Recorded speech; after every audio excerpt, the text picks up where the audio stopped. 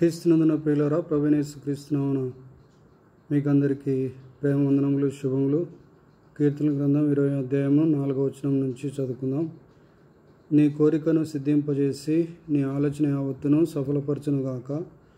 నీ రక్షణను బట్టి మేము జయోత్సాహము చేయుచున్నాము. మా దేవుని నామమును బట్టి మా ధ్వజము ఎత్తుచున్నాము. నీ ప్రార్థనలని యెహోవా సఫలపరచునుగాక. యెహోవా తన అభిషక్తుని రక్షించునని నాకిప్పుడు తెలియను.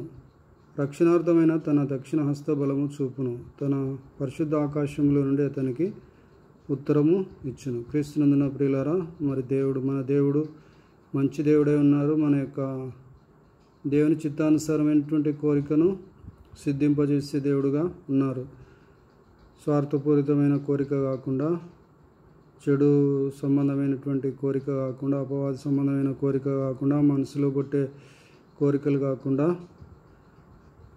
మరి దేవుని చిత్తానుసారమైనటువంటి కోరికను దేవుడు సిద్ధింపజేసి మన యొక్క ఆలోచన యావత్తు సఫలపరిచే దేవుడుగా ఉన్నారు.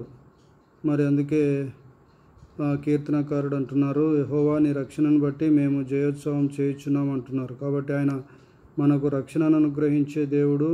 ఆ రక్షణను బట్టి జయోత్సవంతో మనము మరి ఆయన నామాన్ని ఘనపరిచే వారంగా ఉంటున్నాం. ప్రియులరా, మా దేవుని నామను బట్టి మా ధ్వజం ఎత్తుచున్నాం. ధ్వజం అంటే జెండా అని అర్థం ప్రియులరా. కాబట్టి మన ప్రభు అయినటువంటి తండ్రి అయినటువంటి దేవుడు ఆయన నామాన్ని బట్టి మనము మన యొక్క జెండాను ఎత్తుచున్నాం. ఈ లోకంలో అనేక రకాలైనటువంటి జెండాలను ఎత్తుచున్నారు. కానీ మరి మేమైతే మా దేవుని నామను బట్టి మా ధ్వజము ఎత్తుచున్నాము. నీ ప్రార్థనలని యెహోవా సఫలపరచునుగాక అని మరి కీర్తనకారుడు పలుకుతున్నట్లుగా గమనిస్తున్నాము.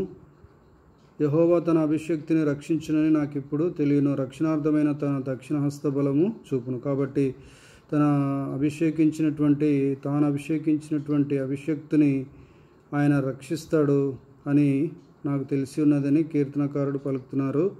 మరి రక్షణార్థమైనటువంటి రక్షించుట కొరకు కేటాయించబడినటువంటి తన దక్షిణ హస్త బలము ఆయన తన యొక్క అభిషక్తిని పైన చూపిస్తాడని తెలుస్తూ ఉంది. ప్రియులరా, తన పరిశుద్ధ ఆకాశంలో నుండి అతనికి ఉత్తరం ఇచ్చును. అతని అంటే మనమే.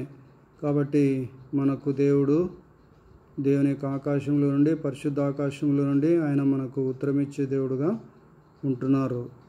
కాబట్టి ఆ విధంగా మనమందరం కూడా ఆయన మీద నమ్మిక ఉంచి ముందుకు సాగుదాం గాక. విశ్వాసాన్ని కాపాడుకుందాం గాక. దేవుని చిత్తాన్ని చేయుదాం గాక. దేవుని రాజ్యాన్ని కట్టుదాం గాక. దేవుని యందు ఆనందించుదాం గాక. దేవుని యొక్క కోరికను నెరవేర్చి మీ చిత్తానుసారమైన ఆజ్ఞల మార్గంలో నన్ను నడిపించు ప్రభువా అని ప్రార్థన చేయుదాం గాక. పరలోక రాజ్య మార్గం బాటలో మనము ముందుకు వెళుదాం గాక. దేవుడు తన మాటలు దీవించి ఆశీర్వదించును గాక.